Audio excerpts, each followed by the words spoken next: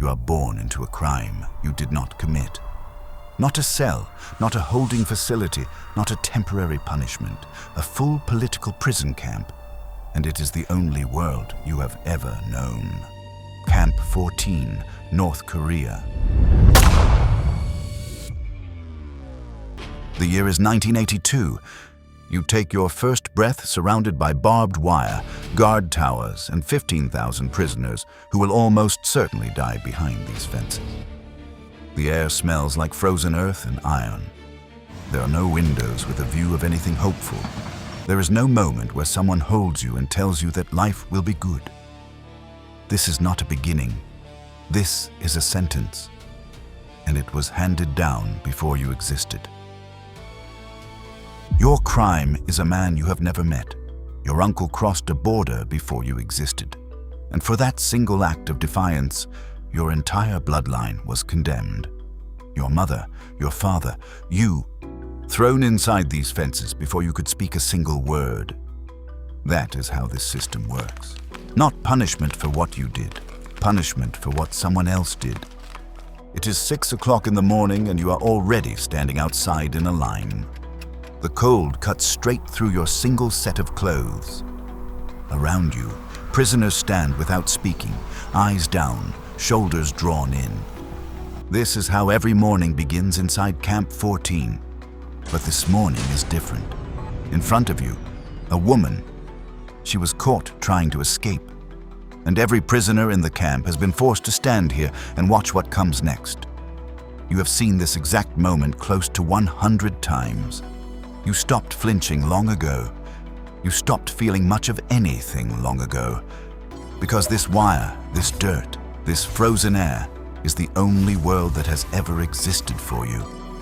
But today, you're going to try. Nobody has ever done it successfully before, and if you get caught, it means death. Sounds like a reason not to try, right? Wrong. Get moving, says the guard. You obey. You move quickly with your head down. No hesitation. You have been doing that your entire life. As long as you can remember, you have worked 16-hour days, 7 days a week.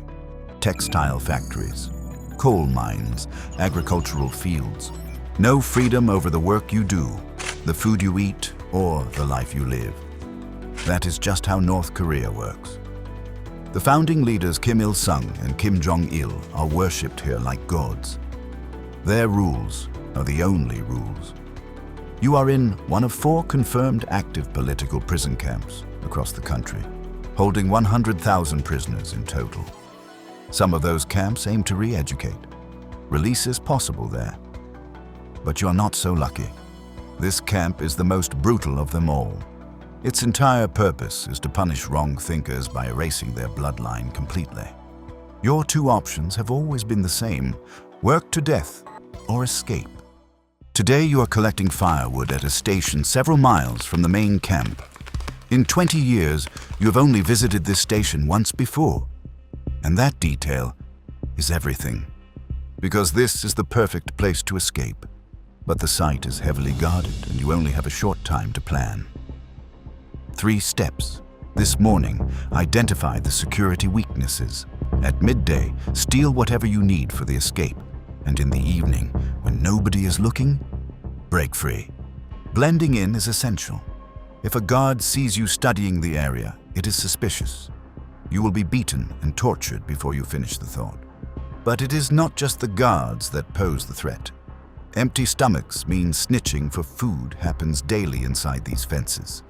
One prisoner who notices the wrong thing and you are finished. You keep hacking. And then you pause. In the corner of your eye, you see the fence. You move to a tree that puts you closer to it, 10 feet high. Everyone inside is told it is electric, though nobody has ever dared to find out. But today, you will. You scan the fence carefully without letting your body turn toward it. Then you notice it. A flaw in the design, a specific point where the wire can be crossed, but the fence is only one obstacle. Below it sits a strip of sand, placed deliberately to catch the footprints of anyone who gets close. And in front of that are the guards. This is not the perfect escape point, but one detail makes it better than anywhere else in the entire camp. It is several miles from the main prison, the most heavily guarded area where 15,000 captives work across forced labor workshops, agricultural farms, coal mines, and textile factories under constant surveillance serving the regime's political and economic interests. You keep counting. There's a gap in the guard patrol every 10 minutes, just enough time to run to the fence without being seen. You keep hacking at the wood, but the axes are blunt, and the work is much harder than it should be. You have no choice but to keep swinging. You glance around to make sure no one noticed you tracking the last patrol, but someone has. One prisoner is looking directly at you. His name is Park. You first met him in the textile factory, where hundreds of women are forced to sew military uniforms under armed guard every single day. You were ordered to teach him how to fix the machines. It was there, side by side over the noise of the factory floor, that Park told you about the world outside these fences. Cities with lights, meals with flavor, people who do not beat you within an inch of your life just because they can. Park's stories gave you something no one inside Camp 14 had ever given you before. Park, staring back at you right now, is not a problem. It is confirmation. You are escaping together. He has one thing you do not. He has seen that world with his own eyes. He was the chief of a taekwondo training center in Pyongyang once. A real life, a real position. Then he lost the job. Desperate, he traveled north with his wife and infant son and crossed into China illegally, believing the regime would not notice. For a year, he lived on the other side. Then, an election was called back in the capital, and fear took over. He was convinced that if he did not return to vote, his absence would mark him as a defector immediately. So he came back to the border with a story ready, just visiting relatives in China, just returning to vote. North Korean authorities were already waiting. He had crossed without authorization. They did not believe a single word. Accused of spying, accused of converting to Christianity while abroad. Park, his wife, and their infant son were arrested together and sentenced to life inside Camp 14. He has not seen his wife or his child since the moment the gates separated them. I know how we can get past the fence, you told him. But it needs to be one very specific place. How will we survive the cold? Park asked. You smiled. I have an idea for that. A loud whistle cuts across the station. Lunchtime. You and the other prisoners begin walking back toward the main area of the camp. Step 2 begins now. You only have a short window to steal something to protect you both from the cold outside. This will not be easy. Then something sharp cracks against the back of your head. You feel a warm trickle run down the back of your neck. You turn. One of the guard's children is laughing at you, a rock still in his hand. Since childhood, you have been treated more like an animal than a person. So have every other prisoner here. Your blood is cursed and impure. A rock is the least you deserve, or so the country has been taught to believe. You enter the canteen hall. It smells like boiled radish and iron. With only 2 hours of electricity each day, the room sits in near darkness. You take your place in the line. Behind the serving window, a guard ladles slop into tin bowls, watery stew. If you're lucky, there is a fragment of corn in it or a sliver of bone. Eating rats is common and often necessary to maintain enough strength to survive the winters. You walk to the back of the hall and sit down. If everything goes to plan, this is the last time you will ever need to eat here. You learned long ago to chew slowly, tricking your body into thinking it has consumed more than it has. But today, you need to be fast. You and Park sit together, but do not speak. It is not safe. You share the same punishment, but not the same reason for being here. Your future was sealed before you were born. Your uncle escaped to South Korea years ago. For that single act of treason, every family member was thrown inside these fences. All you have ever known is misery, fear, and sadness. Your mother and brother were both executed. Your father is detained in a different section of the camp. You have not seen him in years, and you do not know if he is still alive. You stare down at your bowl. Park stands up and leaves, clearly nervous. The prisoners are only issued one pair of clothes. Not warm enough for North Korea's winters on the outside. If you do not find more clothes before tonight, you will not survive long enough to be caught. You walk to the barracks. This is the biggest risk of the day so far. The buildings are small. Concrete floors. Up to 50 men sleep here.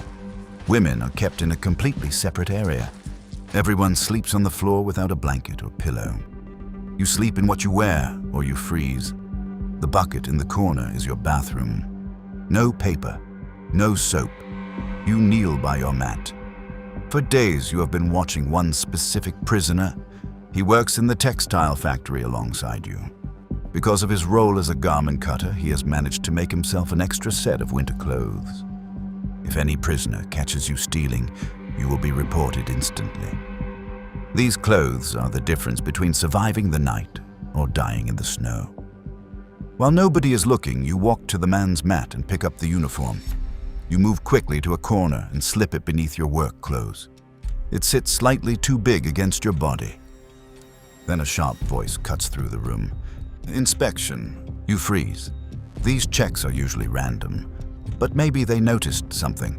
They call them searches, but everyone inside knows they exist for one reason only: fear. Line up, hands on heads. Everyone scrambles into position. Your hands go up.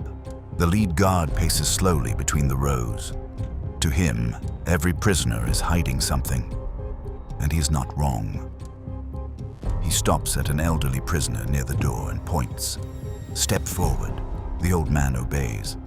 The guard shoves a hand into his clothing and pulls out a small cloth-wrapped bundle, a scrap of food. It's for my grandson, please. And the guard hits him before the sentence is finished. The man drops. A second guard steps in with a metal rod. 10 strikes, then 15. It keeps going. Everyone stands frozen, heads bowed, not making a sound. You keep your eyes fixed on the floor. If they find your second uniform, it is over. The guard turns and points directly at you. Step forward. Your heart jumps. He starts searching. First the shoulders, then the arms. His hands slide lower and then stop. He circles behind you. He looks directly into your eyes. A long pause. Then he said, "Clear." You step back into line, and the inspection moves on. The old man on the floor has not gotten up yet. You do not look at him for long. You know better. Step 2 is done. Only just. The silence in the barracks stays for a moment. Something that almost feels like relief. Like maybe things are lining up, but the feeling does not last. A bell rings out across the camp. Afternoon work detail. If everything goes to plan, you will never need to sleep on this concrete floor again. You make your way back toward the firewood station. On the path, you see Park. So far, everything has gone as intended, which is exactly what worries you. Smooth plans have a way of collapsing when it matters most. You walk past the execution site. You do not need the reminder of what happens when an escape goes wrong, but the camp gives it to you anyway. Then ahead, half buried into the side of the hill, a small concrete structure appears. No windows. Most prisoners look away when they pass it. Guards never mention it. The underground prison. This is where you were tortured and kept for months.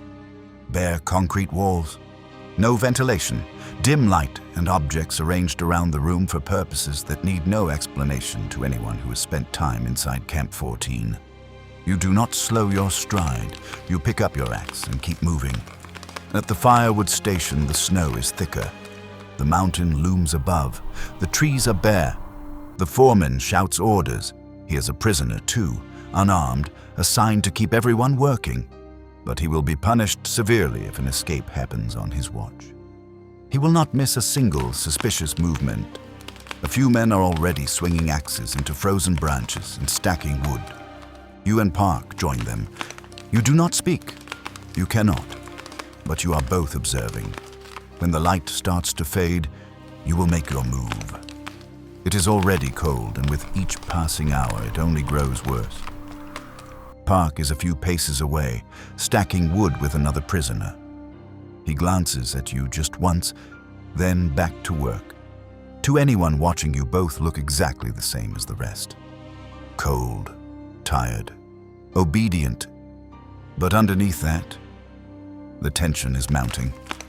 A pair of guards walk along the inner perimeter of the fence and then disappear around the far side.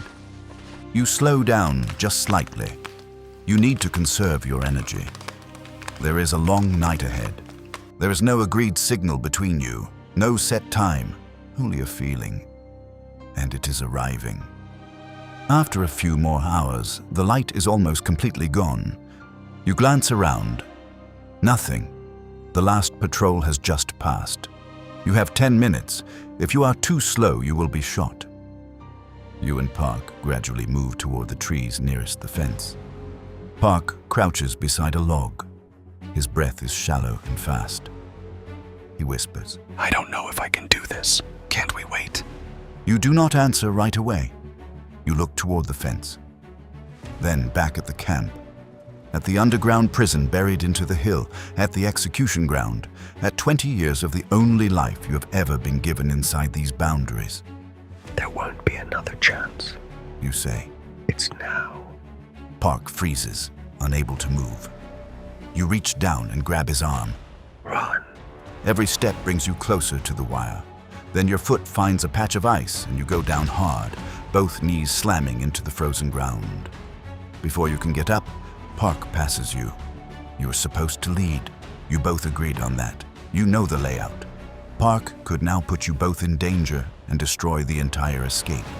But it is too late.